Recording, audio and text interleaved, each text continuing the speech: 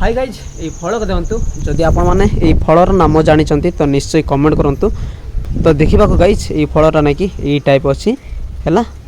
आउ तो गाइज आम तो ना कि प्रथम ना कि शुणी जोटा रामफल सीताफल तो ना कि एटा देखा ना कि जोटा कांकुड़ी आउ पणस आउ ता सहित ना कि सीताफल पर देखा जाए जोटा कि रामफल पर देखा जाऊँगी किंतु ना कि एटा ना कि रामफल ना कि सीताफल ना। तो गाइस एटा कि फल आपण मैंने जदि केबे खाइछंती आ जानिछंती तो निश्चय कमेंट करंतु। तो गाइस गछ ना कि ए टाइप ना कि बहुत लंबा होता है आ पत्र देखि नियंतु ए टाइप थाए आउ एटा ना कि गोटे पणस है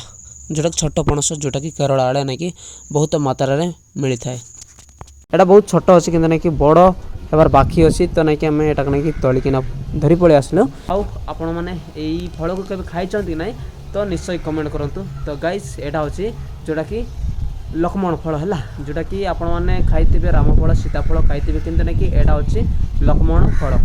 आउ एटा पाची नै वर्तमान है आउ एटा ना कि जोटा लक्ष्मण फल रे ना कि पणस खसा जेंति थाए सेई टाइप एका ना कि एई लक्ष्मण फलर मध्य सेंती एका थाए किंतु ना कि ता बाहर ना कि सब ना कि कांकुड़ी आ पणस आउ जोटा कि रामफल जेंति थाए तापरी एक अच्छी है।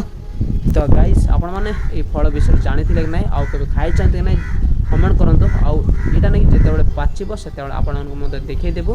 हैला। तो एटा पाचिबा पय ना कि हमें वेट करबा तो देखबा नेक्स्ट ब्लॉग रे।